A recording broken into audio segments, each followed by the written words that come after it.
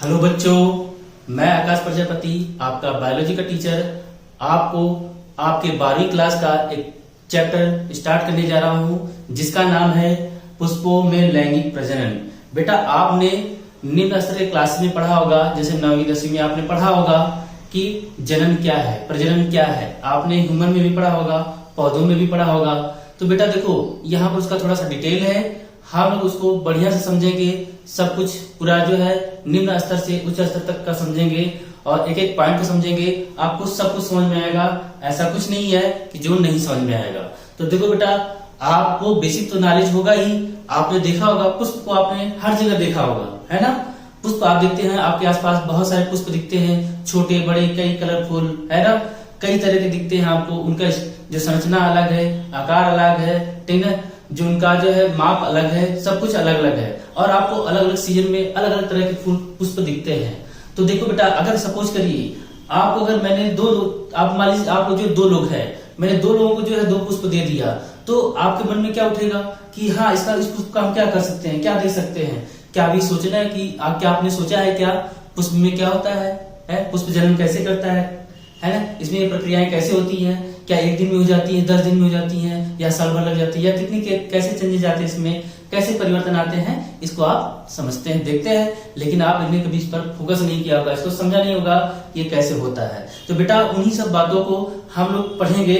हम लोग जो पढ़ेंगे आपके बोर्ड और एनसीईआरटी को फॉलो करते हुए पढ़ेंगे। तो देखो बेटा, मैंने यहाँ पर एक पहले स्टार्टिंग का पार्ट लिखा होगा। आप देखो, मैंने बोला कि अगर आपको पुष्प दे दिया जाए तो आप क्या करेंगे। तो मैंने बोला 2 लोगों को दिया, तो सपोज करिए मैं आपको समझाने के लिए 2 लोगों को बोल रहा हूँ बेटा, ऐसे तो कई लोगों को दे सकते हैं, है ना। और सबके मन में अलग अलग बातें आ सकती हैं, हाँ किसका हम क्या कर सकते हैं, क्या नहीं कर सकते हैं। तो बेटा देखो, सबसे पहले अगर मान लीजिए हम आपको डायरेक्ट पॉइंट पे लाते हैं कि अगर एक कोई कवि होगा तो उस पुष्प के जो है बारे में कविताएं लिखेगा, उसका वर्णन करेगा कैसा है कैसा नहीं है। सपोज दैट आपने देखा होगा एक आपके जो है कवि थे जिनका नाम था माखनलाल चतुर्वेदी, जिन्होंने लिखा था पुष्प की अभिलाषा। तो उन्होंने लिखा था चाहे पुष्प के बारे में कि बहुत सारी बातें उन्होंने वर्णन किया कि फेंक देना मुझे वो बन के माली उस पथ पर जिस पर जो है सरहद पर लड़ने जाए अनेक सैनिक, है ना। तो मतलब वहां पर उन्होंने पुष्प की बातें लिखा है। लेकिन अगर आप किसी को साइंटिस्ट को दे देंगे, किसी आप जैसे आप मान लीजिए पढ़ने वाले बच्चे हैं, आपको उसके बारे में जानकारी लेना कि हाँ पुष्प में क्या है, कैसा दिखता है, ऐसा कैसे क्या है, तो आप एक एक पार्ट उसको निकालेंगे, एक एक भाग को निकालेंगे और उसको पढ़ेंगे। तो देखो बेटा, यहीं पर हम लोग उस बातों को पढ़ने जा रहे हैं। तो बेटा सबसे पहले हम बेटा आपको जो पढ़ाने जा रहे हैं, जो हमारा टॉपिक है आज का, वो बेटा ये है निषेचन से पूर्व, यानी निषेचन से पूर्व संरचनाएं एवं घटनाएं। यानी पुष्प बेटा जब उसमें निषेचन नहीं होता है, उससे उसमें क्या क्या पहले स्ट्रक्चर दिखता है, कैसे दिखता है, कैसे नहीं दिखता है, ठीक है बेटा। तो उसको हम लोग समझने वाले हैं। सबसे पहले हम पुष्प के जो है स्ट्रक्चर को यानी संरचना को पढ़ेंगे, है ना। आप पुष्प के जो है अलग अलग संरचनाएं देखते हैं, अलग अलग पौधों में अलग अलग तरह के पुष्प की संरचनाएं होती हैं और आपको देखने को मिलता है, ठीक है बेटा। तो सबसे पहले हम पुष्प को समझते हैं, ठीक ना, कि पुष्प का कौन कौन सा भाग होता है, कैसा होता है। देखो बेटा, मैं एक डायग्राम बनाने जा रहा हूँ, है ना, एक मैं चित्र बना रहा हूँ जिसे आप देखिएगा आराम से। देखो बेटा, ये देखो मैं सबसे पहले पुष्प का सबसे अंदर वाला भाग बना रहा हूँ, उसके बाद मैं बाहर की तरफ जाऊंगा। तो देखो बेटा, आपको ये दिख रहा होगा, मैंने पुष्प का एक पार्ट बनाया जो कैसा दिख रहा है, पार्ट लाइक दिख रहा है, यानी घड़े के आकार का दिख रहा है ना। लेकिन बेटा ये पार्ट या घड़ा थोड़ी है ना। ये पुष्प का बेटा क्या है, जो है मादा पार्ट है, ठीक ना। क्या कौन सा पार्ट है, मादा, ठीक ना। अब देखो इस पुष्प के भी बेटा कई सारे पार्ट होते हैं। हम एक एक का जो है इसका नामांकन करते हुए चल रहे हैं कि बेटा ये कौन सा पार्ट है, कैसे इसको क्या बोलेंगे, क्या कहेंगे, आपको सब कुछ याद होगा। बस आप आराम से सुनिए, आराम से देख रहिए। देखो बेटा, सबसे पहले अगर हम इसकी बात करें, इस पार्ट का नाम क्या है, वर्तिकाग्र है बेटा। क्या है, वर्तिकाग्र, ठीक ना। अब इसका बेटा वर्तिकाग्र क्या है, इसको थोड़ा थोड़ा हम इसको और भी जानेंगे कि वर्तिकाग्र है क्या, इसका काम क्या पुष्प में, है ना। इसको हम थोड़ा सा आपको बताएंगे भी, है ना। अब देखो बेटा, इसका नाम क्या है, आपको जो ये दिख रहा है, आपको बिल्कुल जो लंबवत दिख रहा है, ठीक ना, सिलेंडर के आकार का दिख रहा है ना। तो ये बेटा जो स्ट्रक्चर है, इसका नाम क्या होता है, वर्तिका। क्या नाम होता है बेटा, वर्तिका। क्या नाम होता है, वर्तिका, ठीक ना। अब बेटा क्या दिखा, ये वर्तिका दिखा। अब देखो बेटा, आपको ये जो दिख रहा है स्ट्रक्चर बिल्कुल जो है कैसे दिख रहा है, बिल्कुल सुराही की तरह दिख रहा है ना। तो जो ये सुराही वाला स्ट्रक्चर दिख रहा है बेटा, इस वाले पार्ट को हम लोग क्या कहते हैं, मेन पार्ट है, ये अंडाशय वाला पार्ट है। तो देखो बेटा, इसको हम बनाते हैं, इसमें और भी अंदर के भाग होते हैं, इसको हम आपको बना के दिखा रहे हैं। देखो आपने देखा होगा मटर की फली या कोई भी आपने सिर्फ देखा होगा, मिर्च देखा होगा, आप देखोगे इसमें इसके जो है जो बीज होते हैं बेटा इस तरह से लगे रहते हैं, है ना। तो देखो बेटा इसको हम बनाते हैं, आपको देखना है। देखो तो इस पार्ट का नाम मैंने क्या बोल दिया बेटा, अंडाशय है। क्या है? अंडाशय। ये बेटा क्या है? अंडाशय है। क्या है? अंडाशय। ठीक ना। अब देखो बेटा ये जो पार्ट है, ये आपको जो दिख रहा है, इस वाले पार्ट को हम क्या बोलते हैं? बीजांड बोलते हैं। क्या बोलते हैं? बीजांड। क्या बोलेंगे? बीजांड बोलेंगे। तो बेटा ये क्या हो जाएगा आपका? बीजांड हो जाएगा। ठीक ना। अब देखो इसके हम आगे पार्ट में जाते हैं, है ना।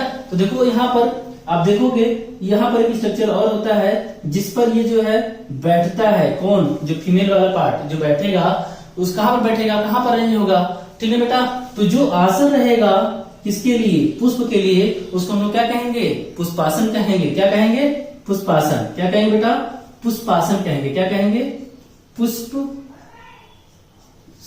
ठीक ना। देखो जो आसन है वही क्या है बेटा?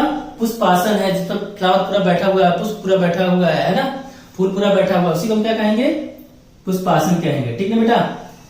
अब देखो बेटा सबसे पहले इसमें देखो आप देख लीजिए, ये मैंने बोल दिया पुष्पासन। तो ये जो आपको जो डंडी जो दिख रही है, जो डंठल दिख रहा है, इसका नाम क्या है बेटा? इसको हम बोलते हैं पुष्प वृंत। क्या बोलते हैं? पुष्प वृंत बोलते हैं। क्या बोलते हैं बेटा? पुष्प वृंत बोलेंगे। क्या बोलेंगे? पुष्प वृंत। जैसे आप देखिए किसी को जो है कोई पुष्प पकड़ाते हैं, है ना, उसको पकड़ाएंगे, देंगे, तो किसको पकड़ते हैं आप? इसी वृंत को तो पकड़ते हैं ना, इसी को तो आप देते हैं ना रोज डे पे। तो ऐसा है बेटा, देखो इस तरह से होता है। इस पार्ट का नाम क्या है? पुष्प वृंत। अब देखो बेटा ये जो पार्ट हो गया, ठीक ना। अब यहां से देखो बेटा यहां तक का पार्ट, ठीक ना, ये बीजांड तक का पार्ट, ये जो आपको पूरा स्ट्रक्चर दिखा, ये जो पूरी संरचनाएं दिखी, ये किसकी दिखी? ये आपका बेटा स्त्री केसर है। क्या है? स्त्री केसर। ठीक ना। क्या बोलते हैं बेटा? स्त्री केसर। क्या बोलेंगे बेटा? स्त्री केसर। अब देखो बेटा स्त्री केसर है, स्त्री केसर को हम लोग क्या लिख सकते हैं बेटा? लिख सकते हैं मादा पुष्प। क्या बोलते हैं बेटा? मादा पुष्प। ठीक है। क्या बोलेंगे? मादा पुष्प। ठीक ना। तो ये बेटा क्या होता है? मादा पुष्प होता है। अब देखो ये जो पार्ट आपको दिख रहा है, ठीक ना। अब देखो जैसे जो हमारा पुंग केसर होता है, यानी जो आपका नर पुष्प होता है बेटा, वो कहीं से भी निकलता है। कहीं से का मतलब क्या हो गया कि यहाँ से थैलमस से निकल सकता है, इस जो है फीमेल वाले भाग से निकल सकता है, मतलब मादा वाले पुष्प के भाग से निकल सकता है, या जो आपके वाह दल होते हैं, अंतरदल होते हैं, उनसे जुड़े हुए निकलते हैं। तो आपने देखा होगा बहुत सारे पुष्प में ये संरचनाएं अलग अलग होती हैं। ठीक ना। ये पुष्प पे भी निर्भर करता है कि वो किस तरह का पुष्प है, कैसा है, क्यों है ना, उस पर डिपेंड करता है बेटा। तो देखो बेटा अगर हम यहाँ दिखा दें, आपने देखा होगा जैसे गुड़हल का पुष्प देखा होगा, है ना, गुलाब का पुष्प देखा होगा, बहुत सारे पुष्प आपने देखे होंगे, बहुत सारे पौधों के। तो मैं आपको बस समझने के लिए, जानने के लिए ऐसे बेटा बना दे रहा हूँ, देखो इस तरह से। ठीक ना। तो बेटा ये जो दिख रहा है आपको, ये आपको क्या हो जाएगा? मैंने दो ही बनाया है, किसी में 2 होता है, 4 होता है, 10 होता है, इनका नंबर कोई फिक्स नहीं होता है। ये अलग अलग पौधों में बेटा क्या होता है? अलग अलग टाइप का होता है। ठीक है बेटा। तो देखो इस पुष्प के भी, ये मैंने बोला क्या बेटा, मैंने क्या बनाया? पुंकेसर बनाया। पुंकेसर मतलब नर पुष्प।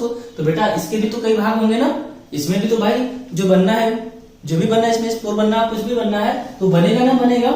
तो देखो बेटा उस पर भी हम बातें करेंगे अभी, क्या बनेगा, कैसे डिटेल में पढ़ेंगे। देखो बेटा ये जो पार्ट होता है इसे हम क्या बोलते हैं? तंतु। क्या बोलते हैं बेटा? तंतु बोलते हैं। ठीक ना। या आप जो है तंतु डंठल भी बोल सकते हैं, या डंठल भी बोल सकते हैं, डंठल, डंठल। ठीक है बेटा। ठीक है बेटा। ये क्या जाएगा? डंठल। अब देखो ये जो आपको स्ट्रक्चर दिख रहा है, ठीक है, ये बेटा जो संरचना दिख रही है आपको, ये जो संरचना आपको दिख रही है, ठीक है बेटा, ये क्या होता है? मेन पार्ट होता है किसका? पुष्प का। किसका बेटा मेन पार्ट होता है? पुष्प का। अब देखो बेटा ये जो मेन पार्ट है, अब देखो इसमें आपने देखा होगा ये जो मेन पार्ट है, इसको हम लोग क्या बोलते हैं? परागकोश बोलते हैं। क्या बोलते हैं? परागकोश। तो बेटा क्यों परागकोश बोले? क्योंकि जो हमारा परागकण बनेगा इसी में बनकर पड़ा रहता है, अब जब जरूरत होगा तब ये बाहर निकलेगा, इसीलिए इसका नाम क्या बोलते हैं? परागकोश। क्या बोलते हैं बेटा? परागकोश बोलते हैं। क्या बोलते हैं? परागकोश। ठीक ना। ये क्या होता है बेटा? परागकोश। तो याद रखिएगा जो आपका पुंकेसर है बेटा, इन दोनों पार्ट को हमने मिलाकर, इन दोनों पार्ट को हमने मिलाकर क्या बोल दिया? नर पुष्प बोल दिया। क्या बोल दिया? नर पुष्प बोल दिया। ठीक ना। क्या बोल दिया? नर पुष्प। या हम इसी को क्या बोलते हैं? पुंकेसर। क्या बोलेंगे बेटा? पुंकेसर। क्या बोलेंगे? पुंकेसर। क्यों? क्योंकि ये जो पुंकेसर है ये आपका क्या है? नर पुष्प है। तो अभी आपने देखा बेटा, ठीक है, दो भाग देखा आपने इसके, एक मैंने आपको बताया स्त्री केसर, दूसरा मैंने क्या बोला पुंकेसर। तो बेटा ये जो दोनों भाग हैं ये जो पुष्प के मुख्य भाग होते हैं, ठीक ना, मतलब किसी भी पौधों में लैंगिक जनन करने के लिए इन दोनों भाग का होना जरूरी है, ठीक ना। बाह्य दल अंतर दल रहे या न रहे उससे कोई विशेष असर नहीं आता है, वो पौधों के कंडीशन पर डिपेंड करता है कि वो उसमें किस तरह का प्रजनन किस तरह का बेटा निषेचन होने वाला है, ठीक ना, किस तरह का परागण होने वाला है, उस पर डिपेंड करेगा कि बाह्य दल कैसा होगा, अंतर दल कैसा होगा। लेकिन बेटा जो है याद रखना, जो आपका नर पुष्प है, मादा पुष्प है, ये पौधों में जो है बेटा लैंगिक जनन के लिए क्या होते हैं, मुख्य होते हैं, ठीक ना।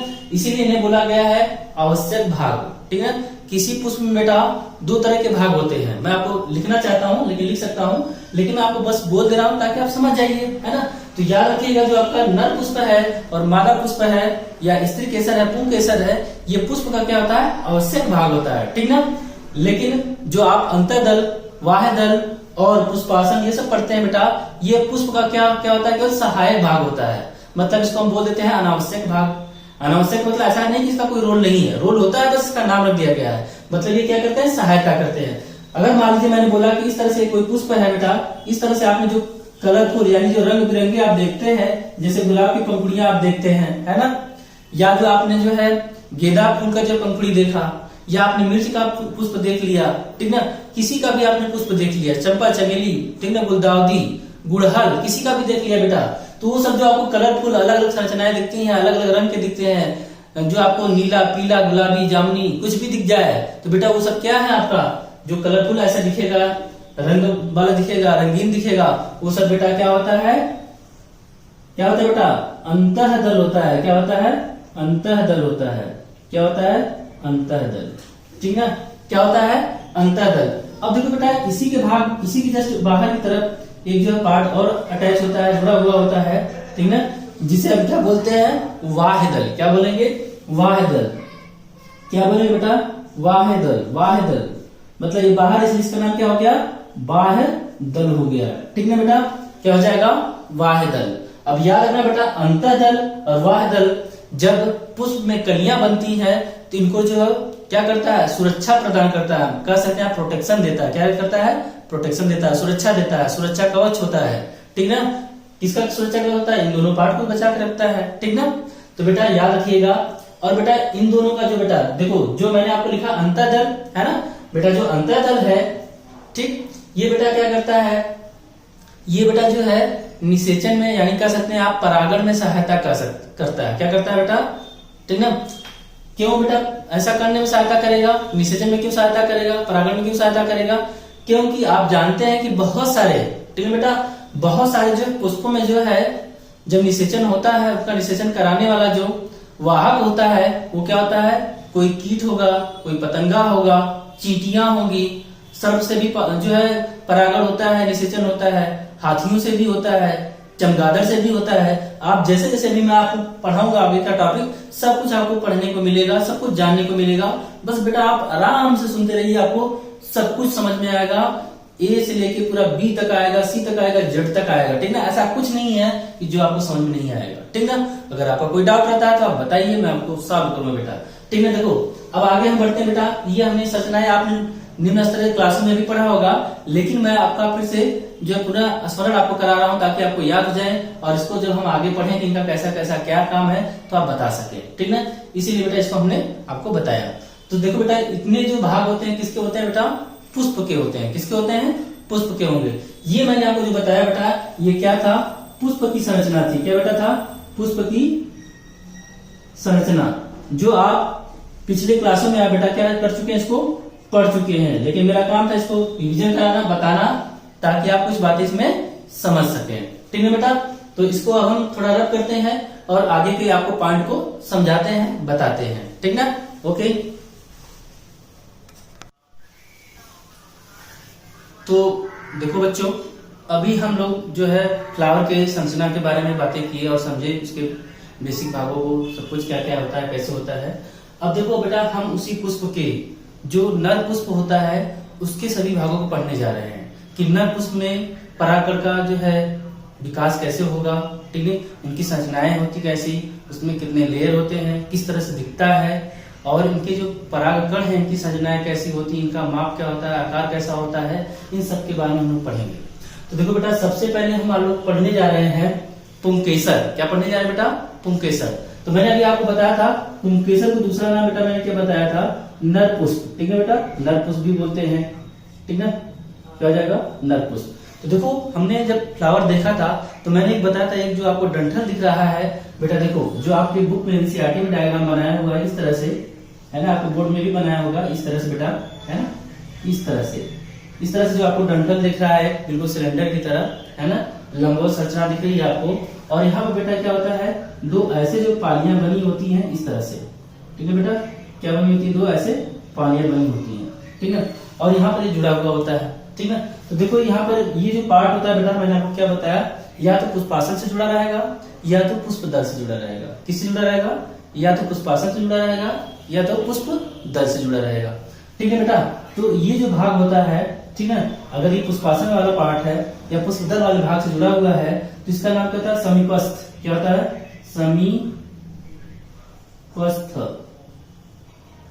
समीपस्थ भाग। ठीक है, और ये बेटा क्या होता है? दूरस्थ भाग होता है। अब देखो बेटा, यहाँ पर आपके बुक में लिखा होगा, है ना, अभी आपको मैं बताऊंगा। अभी ये जहां पर ये जुड़ता है, मीन्स कहने का ये हमारे तात्पर्य ये है कि जहां पर ये आपका जो है, जो आपका परागकोश है, ठीक ना, जो इस डंठल वाले भाग से जुड़ता है या तंतु वाले भाग से जुड़ता है, तो उसे हम क्या कहते हैं? संयोजी। क्या कहते हैं? संयोजी कहते हैं। देखो, संयोजी का मतलब ही होता है क्या? जोड़ना। ये जो भाग जुड़ रहा है इसका नाम क्या है? संयोजी है। ठीक ना, संयोजी। तो बेटा देखो, ये संयोजी ये अलग अलग ऊतक का बना होता है जो इनको जोड़ने का केवल काम करता है, बस उसका दूसरा कोई काम नहीं है। अब देखो बेटा, इस जो है आपको जो ये पार्ट दिख रहा है, मैंने इसको बताया ही आपको कि क्या है? परागकोश है, ये क्या है? तंतु है या डंठल है। ठीक ना, अब देखो इसकी संरचना के बारे में हम बात करेंगे क्योंकि हमारा मेन भाग तो यही है, मुख्य भाग तो यही है। तो बेटा देखो, अब इसके हम मेन पार्ट को देखते हैं, इसको हम लोग डिटेल से पढ़ते हैं, है ना बेटा। तो देखो, आपको अगर एक संरचना इस तरह से दिखेगी आपके बुक में, इस तरह से, है ना, इस तरह से दिखेगा, इस तरह से। ठीक है बेटा, और इस तरह से ये दिखेगा। तो देखो बेटा, ये जो आपको ये लाइन दिख रहा है, यहीं से क्या होता है? ये परागकोश जो है टूटता है, जिससे क्या निकलता है? परागकण बाहर निकलेगा। ठीक है, ये मैंने इसका क्या अनुप्रस्थ काट करके जो है एक संरचना आपको दिखाया डायग्राम बना के। ठीक है, और ये भाग हमारा क्या हो जाएगा? संयोजी वाला पार्ट हो जाएगा। तो देखो ये बेटा जो भाग है, ये क्या होता है बेटा? दो पालियों में बटा हुआ है। देखिए, जैसे मैंने एक दो मार्कर ले लिया, इनको ऐसे जोड़ दिया और यहाँ पर मैंने ऐसे फिलामेंट लगा दिया। तो देखो आप देख रहे हैं ना कि ऐसे जुड़ा हुआ है, फिर बाद में इनको अलग करेंगे। तो देखो आप सामने से देख सकते हैं बेटा, यहाँ पर देखो आपको क्या दिखेगा? एक कोष्ठक, ये दो कोष्ठक। तो कहने का मतलब बेटा, अगर इसमें इसकी संरचना अगर हम बनाए बेटा, तो देखो ये आपको जो पालियां दिख रही है इस तरह से, है ना बेटा, ये जो पालियां आपको दिख रही है इस तरह से, तो बेटा देखो ये क्या होता है? दो पालियों में इस तरह से बटा हुआ होता है। मैं देखो रफली स्ट्रक्चर बना रहा हूँ, है ना बेटा, आपको बस समझना है इस तरह से। ठीक है बेटा, तो इस तरह से देखो ये क्या हो गया बेटा? ये तो पूरा, ये देखो बेटा, इधर का एक पार्ट क्या है? एक पाली है, इधर क्या है? दूसरा पाली है। तो बेटा देखो ये जो है आपका क्या है? ये जो एक जो है, एक कोष्ठक ये हो गया, दूसरा कोष्ठक ये हो गया, उसी तरह एक कोष्ठक ये हो गया, दूसरा कोष्ठक ये हो गया। कहने का मतलब, अगर कोई पुष्प द्विपालित है बेटा, तो उसमें कितने कोष्ठक पाए जाएंगे? टोटल 4 हो जाएंगे। कहने का मतलब ये इनका क्या हो जाएगा? बीजाणुधानी वाला पार्ट हो जाएगा। कहने का बेटा तात्पर्य ये है कि जो परागकण बन रहा है, ठीक ना, या कह सकते हैं कि नर युग्मक जो बन रहा है बेटा, इन्हीं के अंदर बनेगा। अब बेटा देखो, मैं आपको दिखा दे रहा हूं, अब इसका हम लोग डायग्राम जो है डिटेल में देखेंगे, पूरा विस्तार पूर्वक देखेंगे, सेलुलर लेवल का देखेंगे, यानी कोशिका स्तर का देखेंगे। तो देखो बेटा, यहाँ पर ये जो आपको दिखेगा, ये बेटा क्या होता है? यहाँ पर कई सारे जो है रिंग होते हैं, मतलब कई सारे जो है आपको ऐसे जो है सर्कल दिखेंगे। ठीक है बेटा, ये आपको जो संरचनाएं दिखेंगी, है ना, बिल्कुल वृत्त की तरह। कहने का मतलब बेटा, ये जो आपको लाइनिंग मैंने बनाया, ये जो रेखाएं खींचकर मैंने राउंड बनाया, वृत्त की तरह बनाया, एक्चुअली में बेटा ये क्या होता है बेटा? याद रखना, ये इनके क्या होती है? प्रोटेक्टिव यानी संरक्षक जो है अस्तर होते हैं, परत होते हैं। अब इन्हीं के बारे में हम लोग डिटेल पे सेलुलर लेवल में बेटा आपको मैं बताता हूँ, और इनका क्या काम है वो भी मैं आपको बताता हूँ। तो ठीक है, 2 मिनट आप देखिएगा, मैं इसको मिटा देता हूँ, है ना, फिर इसको हम बनाते हैं पूरा डिटेल में और आपको समझाते हैं जो मेन भाग है बेटा। अब देखो बेटा, याद रखना, ये जो है आपके बोर्ड के एग्जाम में पूछा जाता है, तो ये डायग्राम भी इंपॉर्टेंट है, अलग से पूछा जाता है। सचित्र वर्णन करिए, ऐसे करके पूछा जाएगा। इस पर बहुत सारे बहुविकल्पी क्वेश्चन भी आते हैं, 1-2 नंबर के भी क्वेश्चन आते हैं। तो देखो बेटा, जैसे मैंने आपको बताया था कि इस तरह से कई सारे पार्ट थे, तो केवल मैं एक, जैसे आपको मैंने इस तरह से बताया, छोटा सा मैं डायग्राम बना दे रहा हूँ। इस तरह से आपको कई सारे भाग दिखे, इस तरह से आपको दिखे, इस तरह से दिखे, इनके ऊपर इस तरह से बेटा आपको समझना इस तरह से दिखी है बेटा, इस तरह से आपको दिखा, इस तरह से था। तो बेटा देखो, इस पर कई सारे लेयर थे, इसी एक भाग को हम यहाँ पर आपको डिटेल बना के दिखाने जा रहे हैं, ठीक ना। तो याद रखिएगा। देखिए देखो बेटा, सबसे पहले आप देखिएगा, यहाँ पर आपको दिख रहा होगा, यहाँ पर देखो मैं सबसे पहले जो बनाने जा रहा हूँ बाहर का स्तर, ठीक ना। चलो मैं ऐसे आपको दिखा रहा हूँ, है ना। चलो मैं अंदर से ही बनाना स्टार्ट करता हूँ। देखिए यहाँ पर आपको जो मैं सेलुलर लेवल पे बनाने जा रहा हूँ, है ना, ये बनाने जा रहा हूँ। देखो बेटा इस तरह से, ठीक ना। अब देखो मैं सबसे बाहर का भी बना देता हूँ। तो सबसे बाहर में देखो बेटा इस तरह से, ये क्या होता है, सबसे ऊपर का भाग होता है, ठीक ना। क्या होता है, सबसे ऊपर का भाग होता है, इस तरह से, ठीक ना। ये बेटा जो स्ट्रक्चर होता है, ये क्या होता है, एकल होता है, मतलब कह सकते हैं सिंगल लेयर का होता है, ठीक ना। सिंगल स्तर का होता है, एक स्तर का होता है, ठीक ना। इस तरह से होता है बेटा। तो देखो स्तर तो बेटा एक है, ठीक ना। और क्या है बेटा, कई सारे इसमें कोशिकाएं बनी हुई है, जुड़ी हुई है, लिंक है कड़ी की तरफ। अब देखो बेटा, इसमें न्यूक्लियस भी पाया जाएगा, तो आप इसको दिखा दीजिए जल्दी जल्दी कि इसमें न्यूक्लियस है ना। बस हमको समझना है कि कैसे कैसे इनका काम है। देखो सबसे बड़ी बात है बेटा, ये जो कोष्ठक है द्विपालित का, तो ये बेटा क्या है, एक सिंगल मैंने बनाया है, और देखो ये सबसे बाहर में है, ठीक ना। तो जो सबसे बाहर में, तो उसका बाहर नाम होना चाहिए, तो इसका नाम क्या था, वाह्य त्वचा। क्या बोलते हैं बेटा, वाह्य त्वचा, ठीक है बेटा। इसका नाम क्या हो जाएगा, वाह्य त्वचा, ठीक ना। अब देखो इसका अगर इंग्लिश में आप नाम याद रखना चाहते हैं तो क्या बोलते हैं, इपीडर्मिस बोलते हैं। क्या बोलते हैं बेटा, इपीडर्मिस। समझ गए। तो इंग्लिश भी थोड़ा थोड़ा जानते रहो, है ना, काम आ सकता है आपके। अब देखो बेटा, इसके जस्ट नीचे जो है एक जो है पिलर के आकार का, ठीक ना, थोड़ा सा लंबवत जो है, इसमें संरचनाएं पाई जाएंगी कोशिकाओं का। ये भी एक सिंगल लेयर का ही होता है, मतलब एकल जो बेटा क्या होता है, संरचना पाया जाता है, एकल स्तर होता है, ठीक ना। तो ये देखो बेटा इस तरह से यहाँ पर जुड़ा रहता है, इसकी थोड़ी संरचनाएं अलग होती है, ठीक ना। इसका नाम बेटा क्या होता है, आपको मैं बता रहा हूँ अभी, अस्तर त्वचा बोलेंगे। क्या बोलेंगे, अस्तर। अब देखो इसके अंदर है, या इसे हम क्या बोलते हैं हिंदी में, सॉरी इंग्लिश में क्या बोलेंगे, एंडोथीसियम बोलते हैं। क्या बोलते हैं, एंडोथीसियम। तो देखो वाह्य त्वचा के अंदर है, इसका क्या नाम हो जाएगा, अंतःस्थीसियम। क्या नाम हो जाएगा बेटा, इसका नाम क्या हो जाएगा, इसका नाम क्या हो जाएगा बेटा, अंतःस्थीसियम। क्या नाम हो जाएगा बेटा, अंतःस्थीसियम। या इसी को मैंने बोला कि क्या बोलते हैं, इंडोथीसियम बोलते हैं। क्या बोलते हैं, इंडोथीसियम। क्या बोलेंगे, इंडोथीसियम। तो ये आपने 2 लेयर देखा, सबसे बाहर का वाह्य त्वचा, उसके अंदर जो अंतःस्थीसियम। अब देखो बेटा याद रखना, इसमें जो है और सारे जो है कई सारे जो लेयर पाए जाएंगे, ठीक ना। ये अलग तरह की संरचनाएं होती हैं, और इनका बेटा जो है देखो अलग अलग बुक में अलग अलग नंबर दिया है। आपके एनसीईआरटी में या बोर्ड में जो है कहीं 1 से 4 लिखा रहता है, कहीं 1 से 3 लिखा रहता है। तो बस हम आपको समझाने के लिए इसकी जो है 1-2 लेयर बना दे रहे हैं, है ना, जल्दी से, ताकि आपको समझ में आ जाए चीजें कि ये क्या है, इनका काम क्या है ना। ऐसे मैंने बना दिया बेटा, बस आप देखने के लिए एग्जाम्पल के तौर पर आप देख लीजिए कि इसमें जो है 3 लेयर है। मैं 3 लेयर बना दे रहा हूँ, क्योंकि मोस्टली जो है जो पुष्प होते हैं उसमें लगभग सब में क्या होता है बेटा, 3 ही पाया जाता है, ठीक ना। तो देखो इसमें ये न्यूक्लियस है, इसका बेटा नाम क्या है, यहाँ पर मैं लिख दे रहा हूँ, आपको नीचे दिखेगा। यहाँ पर इस भाग का नाम जो बेटा हो जाएगा क्या, मध्य परत। क्या बोलते हैं, मध्य परत। क्यों बोलते हैं, क्योंकि ये बीच में पाई जा रही है। और याद रखिएगा इसके 1 से लेकर 3, कहीं कहीं 1 से 4 भी आपको मिलेगा देखने को, परत पाए जाते हैं या अस्तर पाए जाते हैं, ठीक ना। अब देखो बेटा ये जो मैंने आपको बताया, ठीक ना, देखना बच्चे, ये जो आपको मैंने जो बताया, ऊपर के जो 3 जो स्तर है या परत है, जैसे मैंने बोला वाह्य त्वचा, अंतःस्थीसियम और मध्य परत, इन तीनों का बेटा काम क्या होता है, संरक्षण का काम होता है। मतलब ये सुरक्षा प्रदान करती हैं किसको, जो आपका बीजाणु बनता है उसको, यानी जो परागकण बनेगा उनको जो है प्रोटेक्ट करती हैं, ठीक ना।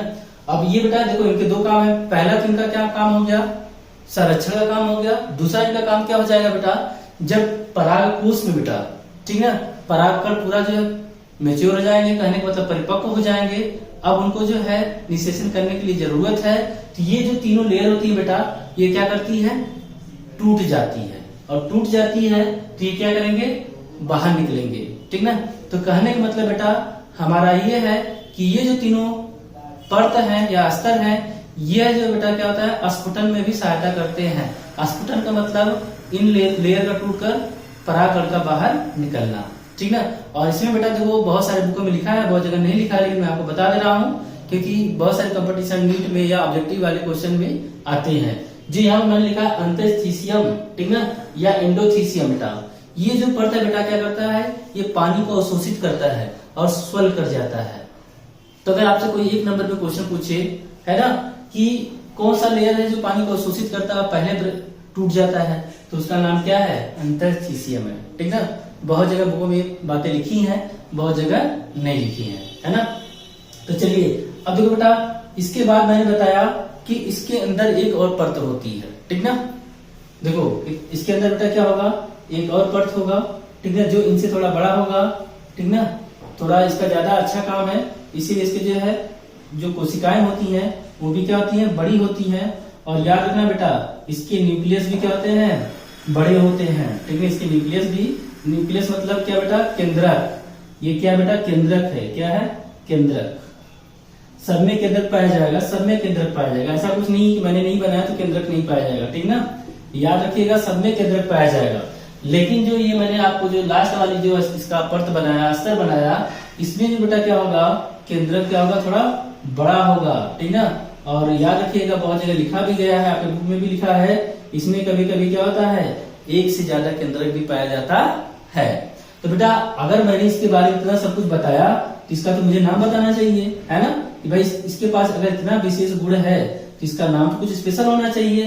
तो बेटा इसका नाम जो लिखा है आपके बुक में, और आप जानते भी होंगे, इसका नाम क्या है, टेपिटम। क्या नाम है, टेपिटम। याद रखिएगा ये बहुत ही विशेष नाम है बेटा, ठीक ना, क्या, टेपिटम। तो टेपिटम के देखो बहुत सारे काम है, इसको बार बार मुझे मिटाना पड़ेगा, इसीलिए मैं आपको जो है ऐसे बोल दे रहा हूँ, आप सुन लीजिए बढ़िया से। बाकी अगर नोट लिखाया जाएगा तो उसमें बताया जाएगा, आपको दिखाया भी जाएगा। देखो बेटा टेपिटम नाम से स्पष्ट है, तो मैं यहाँ पर थोड़ा सा कुछ पार्ट यहाँ पर लिख रहा हूँ, शॉर्टकट है, तो बिल्कुल छोटे से पार्ट में लिख रहा हूँ। मैंने पहला पार्ट इसका लिखा, इसका काम क्या है, पोषण का है बेटा, क्या है, पोषण का। इसके बहुत सारे काम हैं, लेकिन जो आपके बुक में लिखा है जितना आपको पढ़ना है उतना आपको मैं बता दे रहा हूँ, थोड़ा पार्ट एडवांस में बता दूंगा। पहला दूसरा देखो मैंने बोला कि इनका पहला काम क्या है, पोषण का है। पोषण का मतलब बेटा यहाँ पर जो आपको मैंने ये सेल बनाया है जिसको हम बीजाणु सेल कहते हैं, है ना, यानी कहने का मतलब जो परागकण का निर्माण करने वाला है, डिवीजन करके, है ना, कैसा विभाजन करेगा बेटा, और सूत्री विभाजन करेगा, तो ये परिपक्व हो जाएगा, ठीक ना। परिपक्व होने के बाद इसमें क्या होगा, अर्धसूत्री विभाजन होगा। अभी उसको हम लोग पढ़ेंगे यहाँ पर लघु बीजाणु में, है ना, थोड़ा सा डिटेल में देखेंगे। तो देखो बेटा यहाँ पर मैं केवल अभी आपको संरचना बता रहा हूँ, इसीलिए इतना बता रहा हूँ। ये जो आपका भाग है क्या है, लघु बीजाणु है, क्या है, लघु बीजाणु है। कहने का मतलब बेटा क्या है, जो हमारा परागकण बनेगा या नर युग्मक जो बनेगा इसी से बनेगा, और इसी में क्या होगा, अर्धसूत्री विभाजन होगा, अर्धसूत्री विभाजन होगा, ठीक ना, क्या होगा, अर्धसूत्री विभाजन होगा। तो बेटा जब इसमें विभाजन होगा तो कहने का मतलब जो कुछ पैदा करता है उसे हम माँ बोलते हैं, तो इसका नाम क्या हो जाएगा, परागकण, ठीक ना। मदर यानी माँ कोशिकाएं, मातृ कोशिकाएं, ठीक ना। क्या बोलेंगे आप, पराग, ठीक ना, मातृ कोशिकाएं, समझ गए ना, या लघु बीजाणुजन मातृ कोशिकाएं, तो इनका नाम हो जाता है, ठीक। और इसी में क्या होगा, अर्धसूत्री विभाजन होगा, तो एक जो है सेल से कितनी बनती है, 4 बनती हैं। आपने 11वीं क्लास में पढ़ा होगा कोशिका विभाजन, है ना, तो कोशिका विभाजन में आपने पढ़ा होगा कि अर्धसूत्री विभाजन में एक कोशिका से कितनी कोशिकाएं बनती हैं, 4। तो जब इसमें बेटा एक कोशिका से 4 बनती है, 3 का स्ट्रक्चर इस तरह से हो जाता है, इसमें आपको 4 ऐसे ऐसे दिखाई देंगे, है ना, जिसे हम चतुष्टय से करते हैं, है ना, ऐसा 4 आपको स्ट्रक्चर दिखेगा। इसको भी हम लोग डिटेल में आगे में देखेंगे, ऐसा कुछ नहीं है कि मैंने ऐसे बना दिया, बस अभी आपको मैंने ऐसा बोल दिया, आगे हम और अच्छे से देखेंगे, ठीक ना। चलो देखो अब मैंने आपको क्या बताया कि टेपिटम के बारे में बेटा जो है 60 नोट यानी अति लघुत्तरी क्वेश्चन लिखने के लिए आता है, ठीक ना, या बेटा इसके जो बहुविकल्पी क्वेश्चन भी आते हैं, ठीक ना। तो इसके बारे में मैं थोड़ा सा डिटेल में आपको बता दे रहा हूँ। तो देखो मैंने क्या बोला कि जो टेपिटम है इसका पहला काम क्या है जब ये परागकण बनते हैं तो उनको पोषण देने का काम करता है, यानी लघु बीजाणु को ये बेटा क्या करेगा, पोषण देगा। क्या देगा, पोषण देगा। दूसरा काम बेटा क्या है, ये इसके अलग अलग काम है। तो मैंने बोला कि ये बहुत सारे ऐसे एंजाइम बनाता है जो इनके निर्माण में सहायता करता है। उसके साथ साथ बेटा इसमें एक विशेष प्रकार का जो क्या बनता है बेटा, जो एक विशेष प्रकार का क्या रसायन बनता है, ठीक ना। किसमें बनता है, टेप्टम में। किसमें बनता है, टेप्टम में। अभी हम देखेंगे भी जब हम लोग परागकण पढ़ेंगे ना, परागकण की संरचना पढ़ेंगे स्पेशल विशेष प्रकार से अलग से, तो उसमें आपको पूरा डायग्राम बना के बताऊंगा आपको। तो बेटा इसमें बस आप लोग देख लीजिए क्या है इसका नाम। तो बेटा नाम है इसका क्या, स्पोरोपोलेनीन,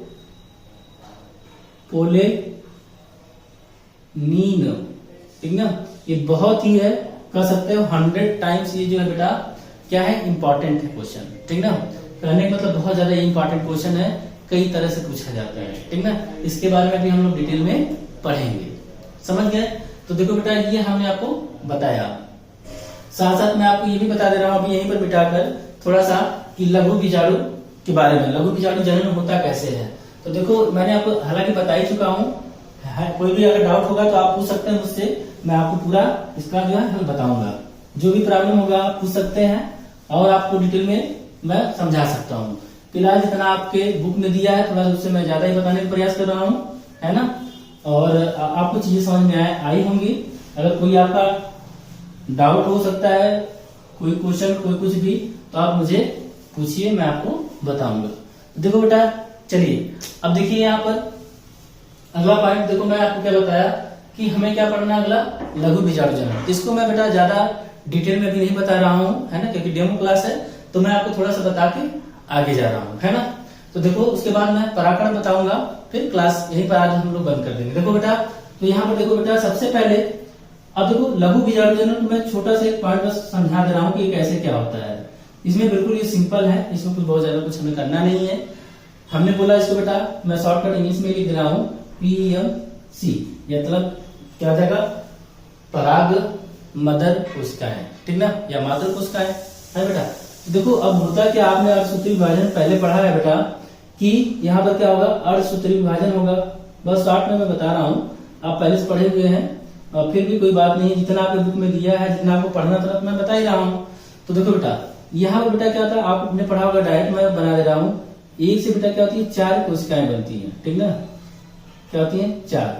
लेकिन एक चीज आपको याद रखना है क्या, यहाँ पर बेटा क्या होता है 2n होता है। 2n का मतलब क्या होता है, ये द्विगुणित होता है। क्या होता है, द्विगुणित होता है, ठीक ना। क्या होता है, द्विगुणित। द्विगुणित का मतलब जोड़े में इसमें क्या होगा, क्रोमोसोम होगा, यानी जो गुणसूत्र होगा बेटा यहाँ पर क्या होगा, जोड़े में होगा। और यहाँ पर गुणसूत्र क्या हो जाता है, n हो जाता है। कहने का मतलब अगुणित हो जाता है। क्या हो जाता है, अगुणित। अगुणित का मतलब बेटा क्या होगा, केवल एक ही रहेगा, ठीक ना। यहाँ पर जोड़े में रहेगा, यहाँ पर अकेले रहेगा, ठीक ना। तो ये बनती है।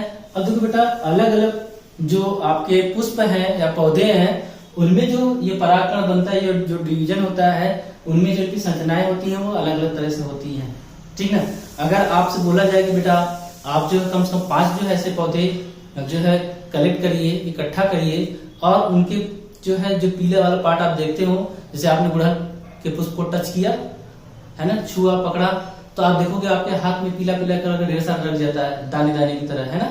तो बेटा जो कण आपको दिख रहा है, ठीक ना, उसको अगर आपने अलग अलग पुष्प को जो एक स्लाइड पर रखिए और माइक्रोस्कोप में देखिएगा, तो वो जो आपको परागकण है बेटा, वो क्या होगा, अलग अलग तरह से दिखेगा, समझ गए।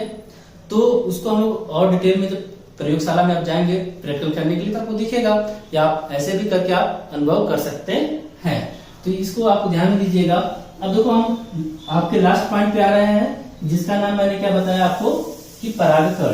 तो बेटा अब हम परागकण की जो है संरचना के बारे में पढ़ने जा रहे हैं। इसमें बहुत सारे हैं, आगे हम आपको पढ़ाएंगे। तो देखो बेटा परागकण, अब परागकण में आपकी इसके थोड़ा संरचना के बारे में बता दे रहा हूँ, क्योंकि ये अलग से ही इंपॉर्टेंट क्वेश्चन है जो बोर्ड में पूछा जाता है। और टैप्टम तो बहुत ज्यादा इंपॉर्टेंट है, जो कई बार पूछा जाता है पेपर में, है ना, वो आता ही आता है। देखो मैं यहाँ पर डायरेक्ट आपको जो है परागकण का जो संरचना बता रहा हूँ, जो आपके बुक में दिया है, और इससे इंपॉर्टेंट पॉइंट बता रहा हूँ। तो परागकण का संरचना 1 नंबर में तो फिर इसके पॉइंट को दिए जाते हैं, 2 नंबर 3 नंबर ऐसे डिटेल में लिखने के लिए आता है, ठीक ना। तो देखो मैं संरचना आपका बना रहा हूँ, आप देखिएगा। तो देखो सबसे पहले बेटा देखो आपने देखा होगा परागकण है, सिंपल सा आपने देखा परागकण ऐसे दिख रहा है आपको, है ना, ऐसे दिख रहा है, ऐसे दिख रहा है ना। लेकिन इसी को हम और बढ़िया से बनाएं ताकि हमें सब कुछ दिख जाए। तो देखो सबसे पहले मैं अंदर वाला भाग बना ले रहा हूं, जो इसका क्या होता है, अंतःचोल होता है, ठीक ना। कहने का मतलब बेटा अंदर की संरचना होती है। अब इसके ऊपर देखो बेटा मैं यहां से स्टार्ट करता हूं, इस तरह से जो है ये क्या होता है बेटा, जिगजैग कर सकते हैं, अनियमित आकार के इस तरह से संरचनाएं पाई जाती हैं, ठीक ना, इस तरह से। अब देखो इतना मैंने बना दिया आपको बस समझाने के लिए। आपके बुक में इस तरह से भी संरचना दिया है। संरचनाएं कई तरह से हो सकती हैं, जैसे इस तरह से लिखा है, इस तरह से बनाया है। और ये बेटा देखो मैंने बीच बीच में इसमें गैपिंग कर दिया है ना। ये 3 भी हो सकती हैं, 4 भी हो सकती हैं, कुछ भी हो सकती हैं, ये उस परागकण पर निर्भर करता है, ठीक ना। अलग अलग उसमें अलग तरह की संरचनाएं देखने को मिलती हैं। तो देखो बेटा अब मैंने आपको यहाँ पर देखा, आपने देखा यहाँ पर इस तरह से मैंने बनाया है, ठीक ना। तो देखो सबसे बाहर की लेयर ये है, सबसे बाहर की परत ये है। आप ये देख रहे हैं जो बाहर की परत है बेटा, इसका ये सबसे बाहर में है और ये अनियमित आकार का है, मोटा भी है और बीच में यहाँ पर खाली भी हो गया है, छूट भी गया है। तो सबसे पहले इस बाहर में है, इसका नाम क्या हो जाएगा, बाह्य चोल। क्या हो जाएगा बेटा, बाह्य चोल, यानी जो सबसे बाहर से इसको कवर किया हुआ है, ढका हुआ है, उसका नाम क्या हो जाएगा, बाह्य चोल हो जाएगा। चोला नहीं बोलते हैं हम लोग, चोला पहन लो, ऐसा है मतलब कपड़ा ढक लो, है ना, ऐसा। तो देखो बेटा ये क्या हो जाएगा, बाह्य चोल। ये बहुत इंपॉर्टेंट भी है, मैं आपको बता रहा हूँ। उसके बाद चलो इसको देख लेते हैं, इसमें जो भी पॉइंट है इसको हम लोग देख लेते हैं। देखो बेटा सबसे पहले मैंने अभी आपको बताया था कि टेप्टम, तो बेटा ये जो यहाँ पर ये जिससे बना हुआ होता है ये मोटा अस्तर होता है, ठीक ना, मोटा अस्तर होता है। ये क्या होता है, बाह्य चोल क्या होता है बेटा, जो इसको ढक के रखता है किसको, परागकण को। सबसे क्या होता है, मोटा जो है अस्तर या परत होता है। और कहां पर है बेटा, बाहर में है, ठीक है, कहां पर है, बाहर की साइड में है, समझ गए। अब बाहर की साइड में बेटा, तो देखो बाहर की साइड में है, तब यहाँ पर हम याद रखिएगा आप लोग कि बाहर की साइड में है, तो ये देखो सबसे प्रोटेक्शन का काम कर रहा है, मोटी दीवार है, ठीक ना। तो अब देखो ये मोटी दीवार बनी किसकी है बेटा, ये जो जिससे बनी है अभी आपको मैंने लिखा था, उसका नाम क्या है, स्पोरोपोलेनिन। क्या नाम बेटा, स्पोरोपोलेनिन। अब देखो बेटा जो स्पोरोपोलेनिन है इसके क्या विशेषताएं है बेटा, तो देखो सबसे पहले बेटा देखो ये किसी भी रसायन का इस पर जो है प्रभाव नहीं होता है, ठीक ना। पहला पॉइंट यही याद रखिएगा, किसी भी रसायन का इस पर कोई प्रभाव नहीं होता है। दूसरी बात बेटा इस पर चाहे अम्ल हो या क्षार हो, ठीक है, चाहे वो प्रबल अम्ल हो या दुर्बल अम्ल हो, प्रबल क्षार हो चाहे दुर्बल क्षार हो, ठीक ना। इस पर किसी का भी इस पर कोई प्रभाव नहीं पड़ता, न तो किसी रसायन का प्रभाव पड़ता है, न तो किसी एंजाइम का प्रभाव करता है, न तो किसी भी एंटीबायोटिक कोई भी आप ले लीजिए, इस पर कोई प्रभाव नहीं पड़ता है। बहुत ज्यादा अगर टेम्परेचर बेटा देखो मैं ऐसे सिंबल दिया, ऐसे संरचना बनाया, तो आप समझ जाइएगा कि ये जो प्रतीक है किसका है, ऊपर की तरफ तीर है यानी ज्यादा का है। तो कहने का मतलब अगर आप ताप बढ़ा दे रहे हैं, ठीक है, या इसमें पानी की मात्रा ज्यादा कर दे रहे हैं, ठीक है, यानी आर्द्रता आपने ज्यादा कर दिया, क्या कर दिया बेटा, आर्द्रता आपने ज्यादा कर दिया, तब भी इस पर कोई प्रभाव नहीं होता है। तो सोचो बेटा अब इससे क्या निष्कर्ष निकलता है, कहने का मतलब स्पोरोपोलेनिन के जो है अस्तर पाए जाने की वजह से हम लोग जो परागकण को जो है संरक्षित काफी लंबे समय तक रख सकते हैं। जैसे आपने पढ़ा है ना सीड बैंक यानी बीज बैंक आपने पढ़ा है, उसी तरह हम जो क्या कर सकते हैं, परागकण का जो है बैंक बना सकते हैं, ठीक है, लंबे समय के लिए। तो ऐसा आप कर सकते हैं। तो ये तो रहा है आपका ये पॉइंट। अब देखो बेटा ये जो अस्तर है जा रहा है, लेकिन बीच में क्या हो रहा है बेटा, गैपिंग हो जा रही है, छूट जा रहा है, ठीक है। जब छूट गया तो ये क्या बनता है, एक पोर बनाता है, जिसे हम क्या बोलते हैं, जनन छिद्र बोलते हैं। क्या बोलते हैं बेटा, जनन छिद्र। अब जनन छिद्र का मतलब बेटा इंग्लिश में बोलते हैं मतलब जर्म पोर बोलते हैं। क्या बोलते हैं, जर्म पोर। थोड़ा थोड़ा इंग्लिश भी देख लो, कोई दिक्कत नहीं है ना। तो इसे क्या बोलेंगे, जर्म पोर या जनन छिद्र बोलेंगे। अब इसका क्या महत्व है बेटा, महत्व इसका यही है कि जब ये आपका जो ये न्यूक्लियस है, यानी जब ये कोशिका बेटा क्या करेगा, परागकण विकसित होगा, ठीक ना, क्या बनाएगा, दो जो है नर युग्मक बनाएगा ताकि वो निषेचन कर सके, है ना। तो तो उस टाइम पे क्या होगा इसमें बेटा, एक ट्यूब का निर्माण होगा जिसे हम परागकण ट्यूब बोलेंगे, है ना। तो बेटा अब देखो, जब ये बनेगा इस तरह से पराग ट्यूब, तो ये क्या करेगा, यहीं से निकलेगा। कहने का मतलब यहाँ पर ऐसे बनेगा, ठीक ना। तो फिलहाल तो बात की बात है, हम बाद में पढ़ेंगे। तो इस तरह से इसको बनने में ये सहायता करता है, नहीं तो फिर कहां से होता। अब देखो दूसरा जो ये स्तर पाया जा रहा है, इसका नाम क्या है, अंतःचूल है। क्या नाम है, अंतःचूल। क्या नाम बेटा इसका, अंतःचूल। अब देखो अंतःचूल में बस हमें कुछ पॉइंट याद रखने हैं। अब देखो आपको दिख रहा होगा बिल्कुल पतला सी संरचना है। कहने का मतलब क्या हो जाएगा, जो पतली जो है अस्तर होती है वो क्या होती है, अंतःचूल होती है, ठीक ना। अब बेटा इसमें इंपॉर्टेंट यही है कि ये किससे बनी होती है, तो याद रखिएगा सेल्यूलोज, सेल्यूलोज। और बेटा किससे बनी होती है, पेक्टिन से। अब यही आपको नाम याद रखना थोड़ा सा, अगर आप ये नाम याद कर लिए तो आपको याद हो जाएगा। और देखो मैं आपको मेन पॉइंट बता रहा हूं अच्छे से, ताकि आपको समझ में आ जाए। और एक बार आप जरूर से बुक भी पढ़ लीजिएगा, और जो भी कुछ नहीं समझ में आया होगा बताइएगा, मैं आपको फिर समझा दूंगा। तो ये देखो बेटा पार्ट होता है बस। और इसमें बेटा क्या होता है, ये आपका क्या है, केंद्रक है, ठीक है, क्या है, केंद्रक। और इसमें ढेर सारा क्या भरा हुआ है, जीवद्रव्य भरा हुआ है। तो बेटा ये किसका संरचना था, परागकण का संरचना था। तो यहाँ तक हमें आप पढ़ना था, समझना था, यहाँ तक हमने देख लिया। तो बेटा आज के लिए इतना ही। जो कुछ समझ नहीं आया होगा आप बताइएगा, आपको फिर से समझाया जाएगा। Thank you.